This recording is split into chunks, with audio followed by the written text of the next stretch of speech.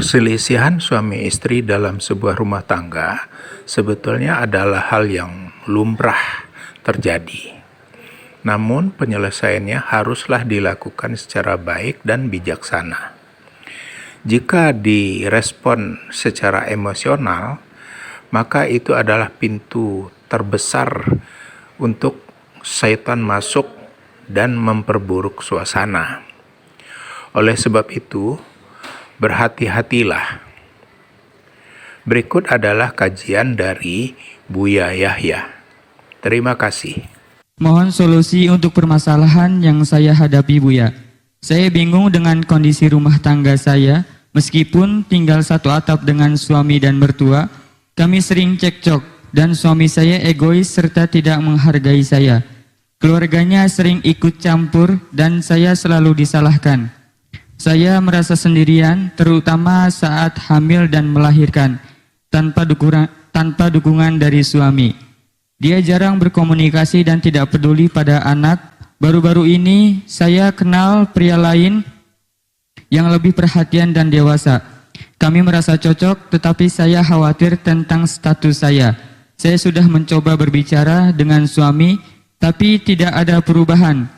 Saya merasa hidup seperti sendirian dan ini membuat saya lelah dan khawatir. Apa yang harus saya lakukan, Buya?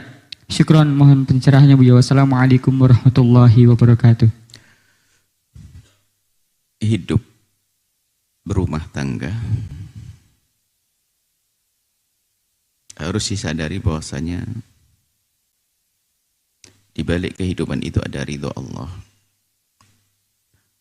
pahala dari Allah. Maka bukan sekedar kita berusaha untuk menjadikan pasangan itu senang, tapi juga saling menguatkan.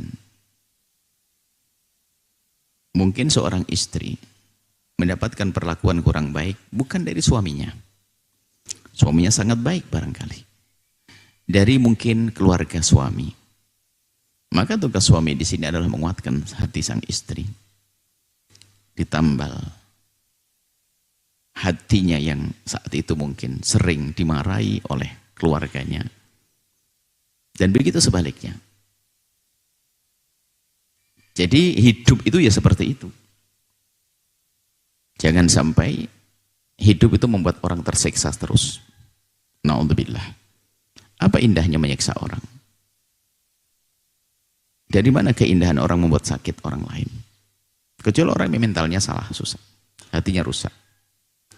Bukan keindahan yang sesungguhnya adalah justru di saat kita memberikan kebaikan pada orang lalu kita senang, itu keindahan sejati. Apapun bentuknya. Mungkin seorang wanita seperti yang bertanya tadi, diliputi oleh suami yang tidak baik, keluarganya pun juga tidak baik, kerjaannya marah-marah dan seterusnya. Tapi sebelumnya ya kita perlu koreksi diri. Apa yang menjadikan mereka seperti itu? Jangan-jangan Anda sebabnya. Mungkin Anda seorang menantu yang mohon maaf di rumah mertua habis makan piringnya dibiarkan begitu saja. Hari pertama, kedua mertua Anda diam saja. Hari ketiga mertua Anda kesel. Ini mantu apaan? Atau mungkin Anda seorang menantu yaitu mertuanya capek nyapu di dapur dan sebagainya, Anda hanya lewat-lewat begitu saja. Bahkan tidak sadar Anda membuat bungkus roti pas di depan orang mertua pas lagi nyapu. Apakah Anda sadar semacam itu? Bukan itu mantu yang bodoh. Mertua sibuk masak, ternyata apa? Menantunya hanya duduk-duduk saja. Guyon sama suaminya. Ya boleh guyon sama suami. Tapi kalau menjadikan ibunya, mertuanya seperti budak, dia hari pertama, kedua senang karena engkau adalah mantu. Tapi hari ketiga, keempat mungkin sudah mulai kesel. Kenapa? Ini mantu apaan? Setelah pulang, paluang kamu dengan suamimu pulang, tak taunya meninggalkan selimut, berantakan dan sebagainya. Mertua suruh ngerapikan. Nah, kalau model perempuan begitu tiba-tiba mertuanya berubah, ya jangan disalahkan mertua. Wong mantu gak bener, mantu gak punya perasaan. Jadi kita perlu koreksi, jangan-jangan keadaan suami, keadaan mertua itu adalah Anda sebabnya. Ini karena Anda tidak duduk langsung dengan Buya. Kalau duduk kan Buya tanya satu-satu. Ini untuk semuanya pelajaran. Jadi kalau ada mertua tidak baik, ipar tidak baik, semua tidak baik, jangan gampang menyalahkan orang lain. Jangan-jangan Anda memang akhlaknya tidak baik di situ. Di kamar, tok, makan pun di kamar, keluar dari pintu langsung kelihatan piring kosong. Yang ngambil iparnya. Ya ini kan sakit. Masuk rumah sakit gila perempuan itu. Saya ajari, anak-anak kita ajari yang benar hidup itu. Nah, atau seorang menantu laki-laki ke rumah mertuanya, Masya Allah. Kayak bos kayaknya. Tidur sampai jam berapa. Siang bangun-bangun langsung makan. Sama mertuanya jarang senyum dan sebagainya. Nyapa enggak dan sebagainya. Ini model apa hidup kayak begitu? Jadi dari yang bertanya tadi kami coba dulu barangkali Anda yang membuat kesalahan. Oke, anggap saja Anda wanita baik. Sudah benar dan sebagainya. Suami Anda memojokkan Anda, keluarga memojokkan Anda. Anda menjadi sempit hati Anda, gelisah. Nah, yang harus Anda lakukan seharusnya menyelesaikan permasalahan ini. Dan siapapun yang punya permasalahan di rumah tangga, awas, hati-hati. Jangan sekali-kali berani mencoba cari kesenangan selain yang halal. Maka di saat Anda mencoba kenalan dengan laki-laki itu, maka sungguhnya umpan setan telah datang untuk Anda.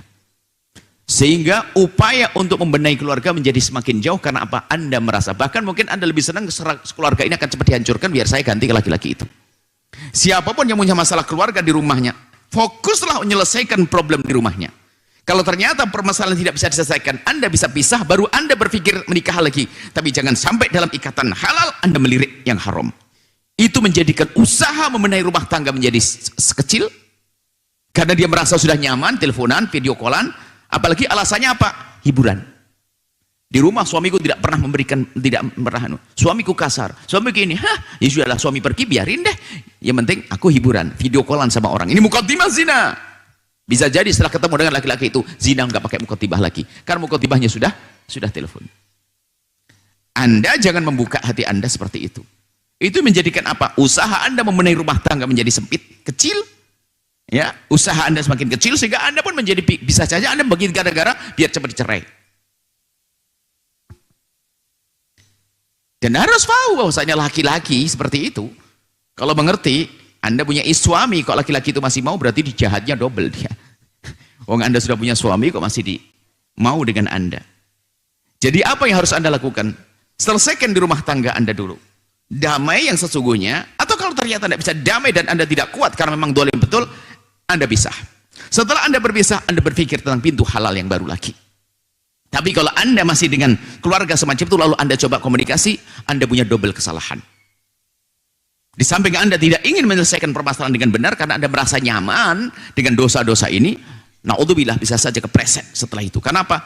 Semakin pahit yang di rumah, seolah semakin manis di luar rumah.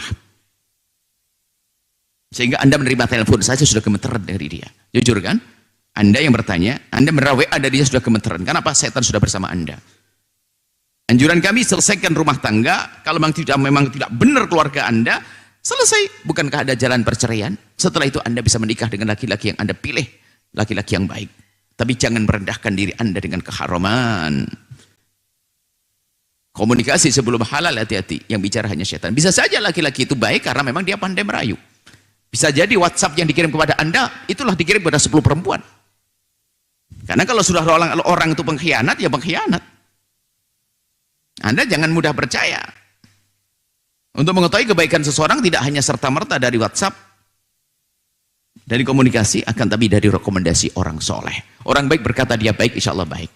Seperti itu. Maksud kami apa? Selesaikan dulu urusan rumah tangga Anda. Pilihannya hanya dua. Berdamai dengan keluarga dengan baik dan benar. Jika ternyata sudah tidak bisa dan Anda tidak kuat, ada cara berpisah.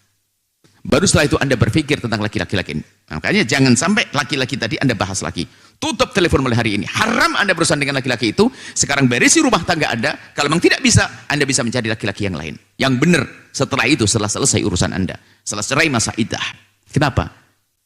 Tidak boleh seperti itu. Dan ini bahaya sekali. Ada sebagian orang, ada seorang perempuan bertanya, aku dengan suamiku gimana ya kalau aku punya suami tapi aku hiburannya cari orang lain, hanya telepon-teleponan saja, hanya melalui video callan saja. Muqaddimahnya video callan itu nanti terbius, tiba-tiba bisa masuk kehinaan, zina tanpa dirasa. Karena apa? Sudah terbiasa. Dan ini kejadian semacam itu. Bukan suaminya tidak memberi nafkah, bukan suami tidak memberi, tidak. Karena memang busuk. Dia sudah dipengaruhi oleh pikiran-pikiran kotor. Imannya yang tidak ada. Imannya yang keropos. Jadi tolong adik yang solehah tadi, selesaikan rumah tanggamu. Ini adalah banyak mirip-mirip semacam ini gara-gara problem punya masalah di rumahnya. Yang punya masalah saja nggak boleh, apalagi tidak punya masalah. Naudzubillah. Hanya iseng, awas jangan iseng, merasuk hati. Yang punya masalah saja jangan, yang punya masalah cari hiburan di luar, nggak boleh. Itu menjadikan apa? Untuk mempertahankan, memperindah di rumah menjadi malas. Kenapa? Pun dia sudah senang-senang di luar kok. Akhirnya bisa naudzubillah zina. Muqaddimah zina.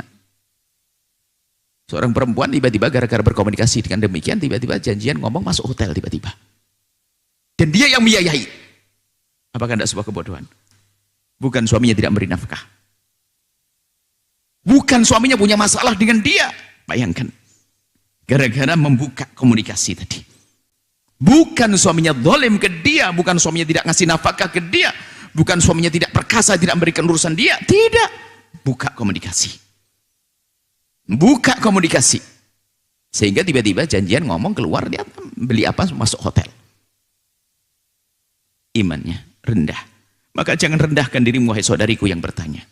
Selesaikan urusan keluargamu. Jika ternyata tidak bisa dan tidak bisa, ada jalan berpisah. Urusan anak Allah akan merawat nanti. Tapi kalau melakukan dosa, tidak. Muqaddimah jangan dianggap sepele. Kan hanya komunikasi. Memang ada hari ini orang zina langsung tutup poin kayak ayam begitu, ketemu langsung begitu. Nggak ada, mesti ada obrolan dulu, komunikasi dulu, mendekat. Itu. Anda sudah masuk pintunya. Sampai Anda sifati dia lebih bertanggung jawab, lebih nyaman, lebih ini. Itu bahaya sekali ya. Sengaja kami perpanjang jawaban ini karena banyak kasus-kasus serupa. Kalau punya masalah di rumah, bukan Anda mencari hiburan yang haram seperti itu. Tidak. Tapi yang halal, iya mungkin hadir pengajian, minta izin untuk menghilangkan itu boleh. Tapi kalau yang haram itu justru menjadikan ruwet di rumahnya nanti. Kenapa? Semakin pahit keadaannya di rumah. Karena diperbandingkan, laki-laki ini lebih lembut, lebih dewasa, lebih ngerti. Akhirnya suaminya lebih terpuruk. Sehingga mau membuat perdamaian susah. Itu bahaya. Takutlah kepada Allah, ya Allah. Saudariku tercinta, insya Allah rumah tanggamu indah. Bahagia ya. Yang terang-terangan dengan suami, kalau ternyata sudah tidak bisa dan tidak bisa karena keras kepalanya mereka, itu lain cerita. Kan ada jalan untuk bisa. Tapi pisah yang benar, bukan dengan permusuhan. Terima kasih sudah menonton konten dakwah di channel ini. Jika ada pendapat atau gagasan, silahkan ditulis di kolom komentar di bawah. Terima kasih.